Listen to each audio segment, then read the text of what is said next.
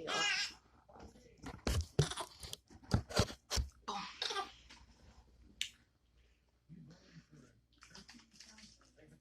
I don't know if this too hot, Mama. Is it? Yep. Go rub some cold. Hand me her pacifier out of there. And rub some cold water on that. So, hand me your pacifier first, Della.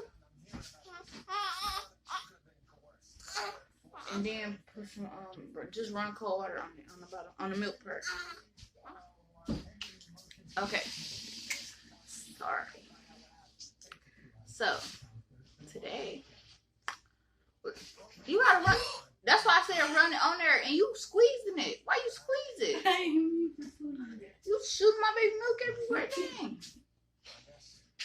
So today we gonna do a labor and delivery story. So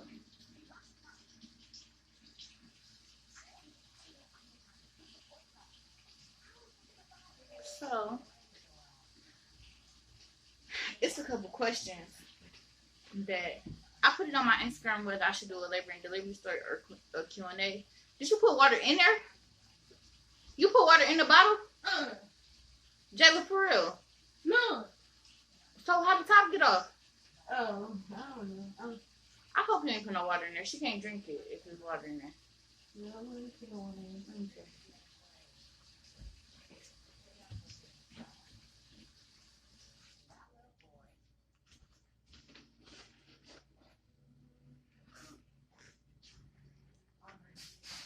Okay. Jesus Christ, Micaiah. Come on, you hungry hippo. Here.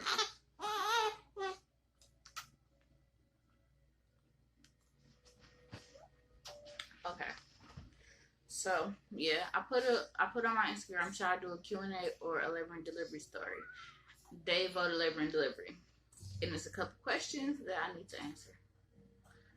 I'm going to try to answer them as I'm telling the story.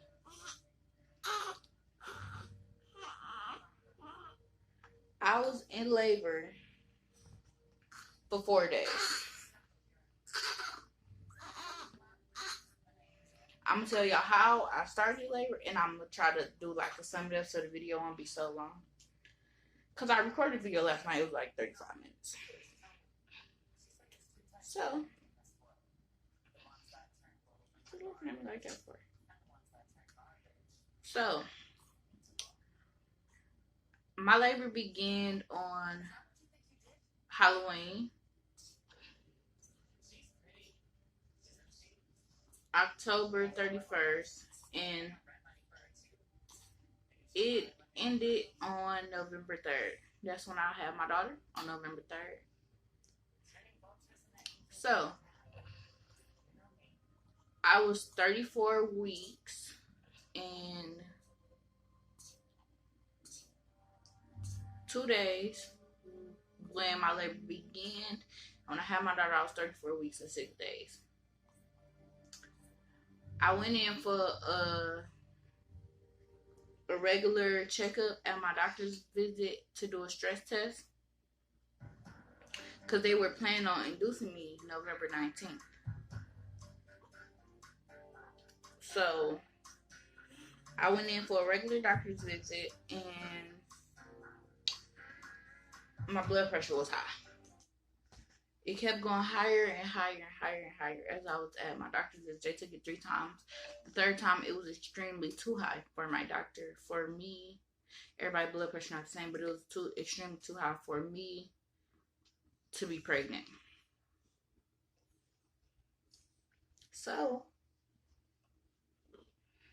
my doctor sent me to the hospital where I delivered my baby.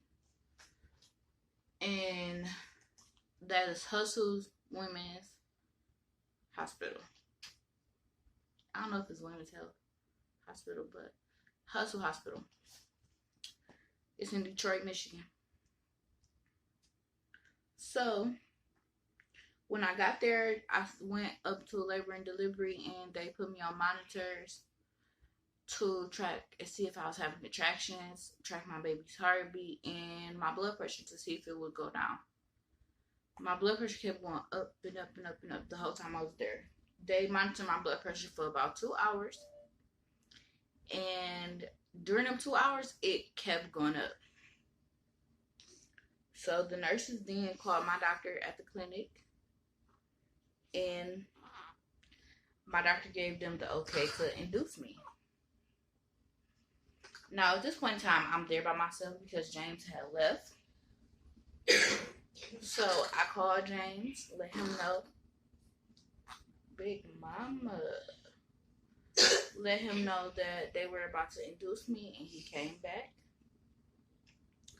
Now, we're going to go from day 1, 2, 3, 4. Day 1, my induction started at about 2:30 p.m. My induction started.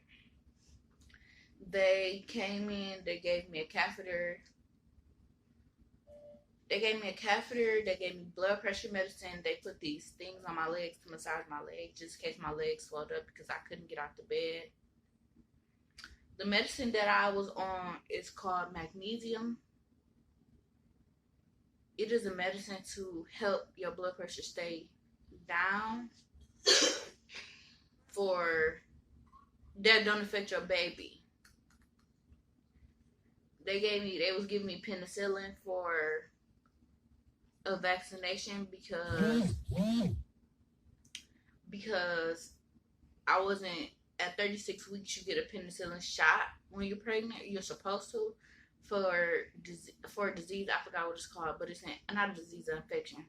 But I wasn't at 36 weeks, so they gave it to me to make sure I didn't have it. So they put a balloon inside my cervix. They blew the balloon up to a size of a golf ball to get my cervix open because my cervix was completely closed still. My mucus plug had came out already, but my cervix was still closed. You want some more? Are you done? So, my cervix was still closed. So that's how their induction process starts. Oh. So, once they did that, the balloon goes up in your cervix and it has to come back down out. Your cervix has to open up and has to release it out. So, when they said that tugging and pulling on the balloon would help because it was taped to my leg, so I tugged on it to help it be easier. It wasn't painful, it was just a whole lot of discomfort. So, it finally came out. My doctor came in. The doctors on duty came in to check and see how far dilated I was. I was dilated to 5. A couple hours go by. They come back to check how dilated I am again. My cervix closed back up to a 3. Now, the balloon was holding it open to a 5. Your cervix like a stretch, like a ponytail holder. You can open it up and force it open and hold it open yourself, but as soon as you let it go, it's going to close back to the size or a little bit back. So, and they put me on Pitocin. Pitocin is a medicine to help you contract. Now, throughout this whole process, I did not get any medications besides medications to help me to contract and blood pressure medicine. That's it. That's all. I didn't get no epidural. I didn't get IV medicine. I did this whole 4 days, all natural, no pain medicine at all. The second day, they weren't checking me as much because they didn't want me to get an infection because my cervix is open. You can't keep putting your hand in there because your cervix open. You can get an infection. Bacteria can get in there now at this point. So they checked me. I was at 4 centimeters dilated in 30% face. I don't know what percent face mean. I don't know what that means, but that's what they kept saying. So that's what it was the whole day too. I was still getting Pitocin to make me contract. My contractions was 5 to 7 minutes apart, and I was having big contractions, but I didn't really feel them. I wasn't in any pain at all. I was more so in discomfort because I had all these monitors on me. Day 3, the day before my daughter came, November 2nd. They checked me in the morning and I was at 5 centimeters dilated, 40% face.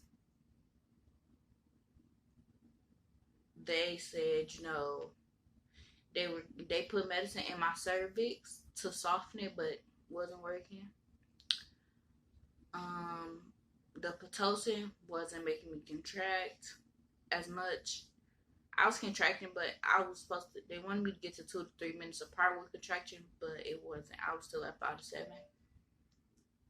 I felt all the pressure in my bottom, like I had to boo-boo and things like that, but it only lasted for a second. So on the 3rd day, they broke my water. They're thinking maybe if I break her water, things gonna happen, because once your water broke, it's like, okay, the baby coming. So they broke my water. They took this long thing, like it was like a white plastic thing, and they poked my water bag. It bust, and it just felt like a lot of warm water on my butt. That's it. It didn't feel like, it didn't hurt, it didn't, nothing. I just felt all the water come back out. When they broke my water, James and my auntie Jessica was in the room at this point. So James was there the whole time. He never left. My auntie was there most of the time, but she does have her own kids though, so she had to leave. I was just calling, updating everybody constantly. So at this point, my water is broken. Now they informed me that your water can only be broke from 18 to 24 hours. I want to say they broke my water like 11 in the morning. So, okay. When your water broke, they really don't want to check you at all. They want to really let your baby come. But they have to check you if the baby isn't coming. So, they broke my water. They came back 3 hours later and then checked me. That was their first time checking me, and that was their only time checking me until the next day. They didn't check my cervix again until the next day at 7 in the morning. Now, on the 2nd, I wasn't feeling no pain still. Even though my water was broke, it didn't feel like she was coming. I was tired. I hadn't ate nothing. So I was just like over it. Like she wasn't coming. So I was over it. So, when they came back, my nurse came in at 5 in the morning to give me more medicine and make sure I didn't need any pain meds, make sure I was okay. She informed me, because I didn't know anything about this, that I could just tell them, like, I'm done, give me a C-section, and get her out of here. By this point, my blood pressure started rising again. Even on the medicine, it started rising again because I was getting so frustrated and I was crying because I just wanted to see my daughter and I wanted it to be over with. I was very uncomfortable sitting in that bed for 3 days. So, my doctor came in at 7 o'clock in the morning and checked me. When she checked me, she didn't even say how... Okay. Camera cut off. and I had to change my baby diaper. So let me pause this.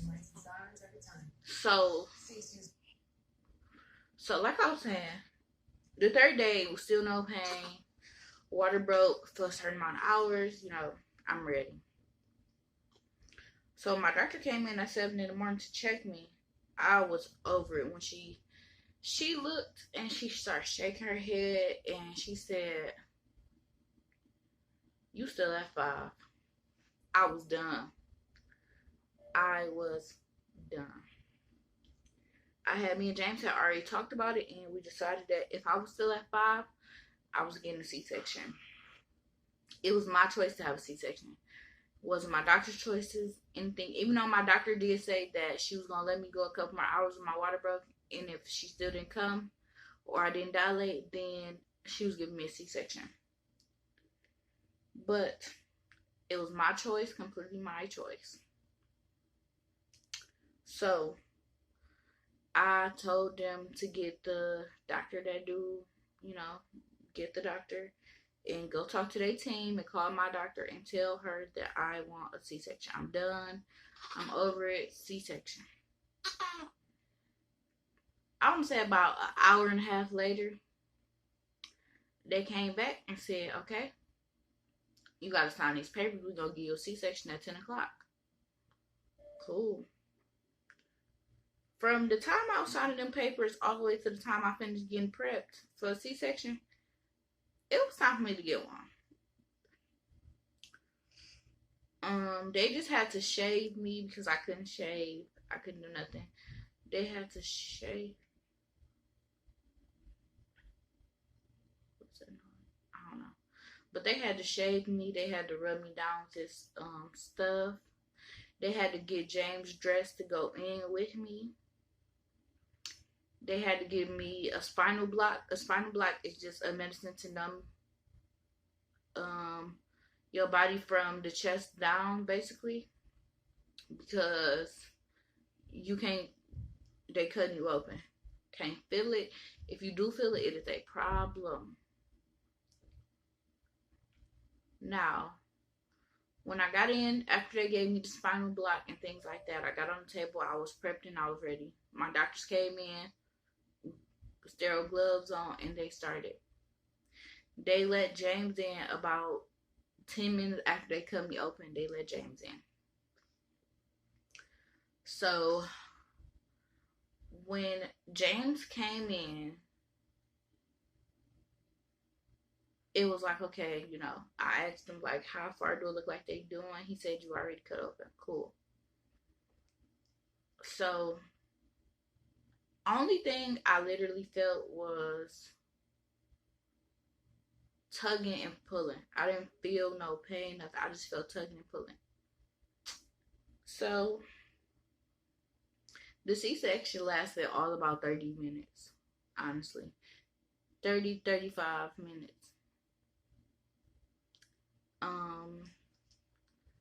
I just got cut open. I want to say 15 minutes after they started, when they from the first cut until 15 minutes in, I heard my baby screaming. I felt them tugging, pulling to pull her out, and then boom, she yelling, screaming to the top of her lungs. She screamed so loud they had to get her a pacifier already as soon as she came out because she would not stop screaming. Now, due to the fact that I was only 34 weeks pregnant, they had to take extra precautions with her because she's a preemie. I wasn't full term. You're technically full term to them at 37 weeks.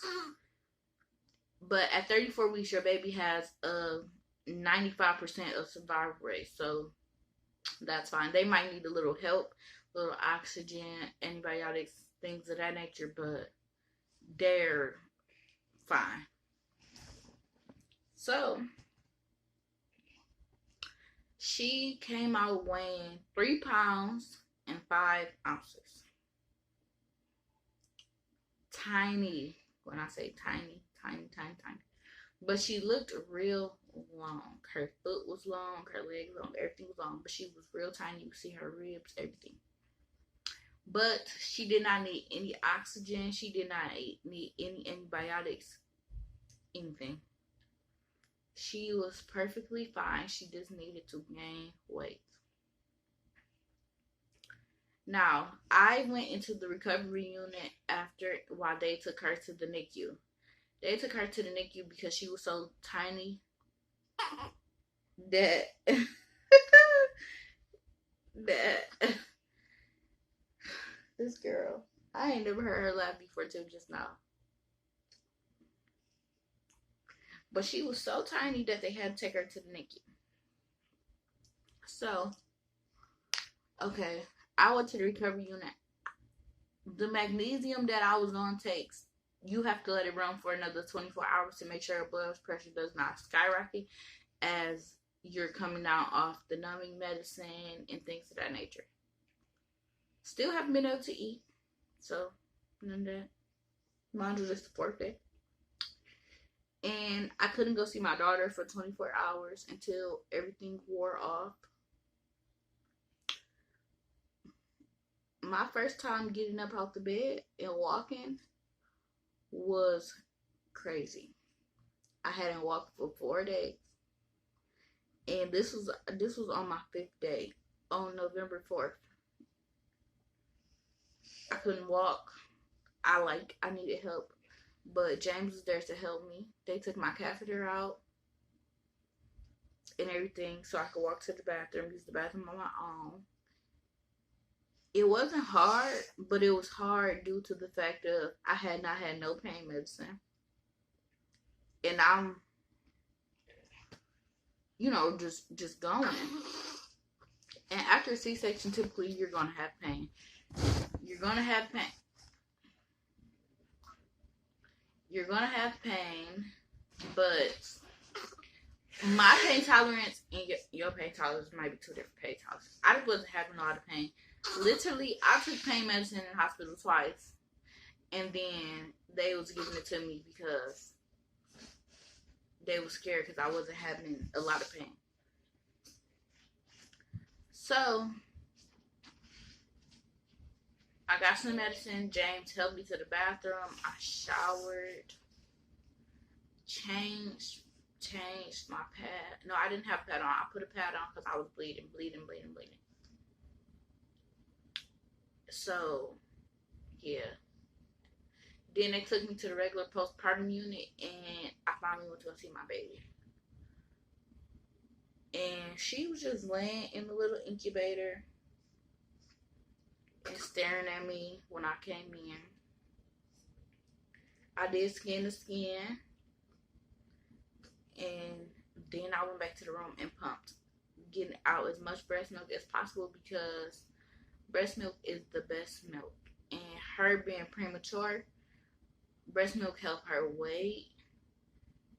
It still helped her body function because she's still getting the little nutrients from me. So it's helping her body develop a little more and faster. But I pumped, got her milk, and yeah. I don't want to tell y'all about her NICU journey.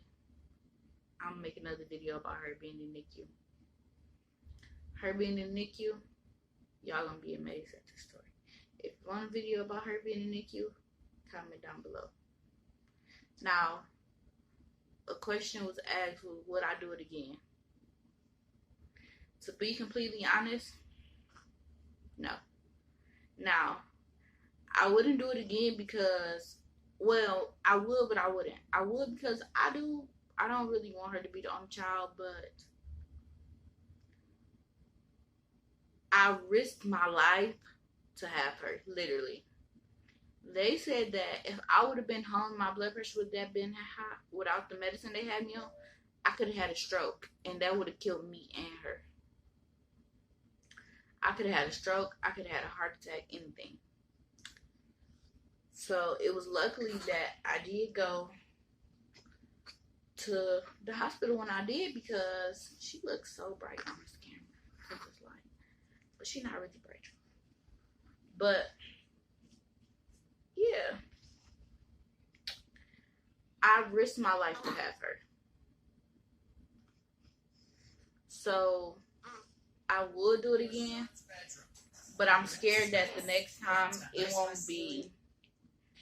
won't be like this time. Like, so I wouldn't do it again just because I don't want to risk my life and let alone my child's life ever again.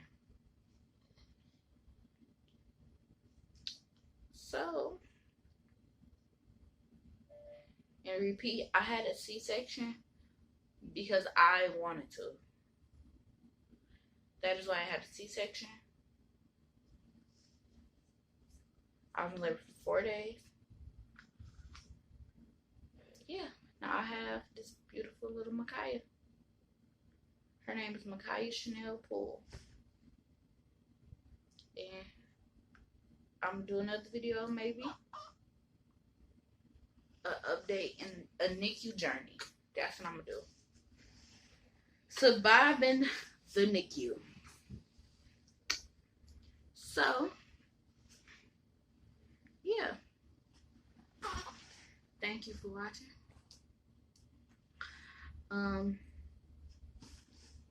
Like this video, comment, subscribe, please. And let me know in the comments if you want me to do a video about her being in the NICU. See y'all later.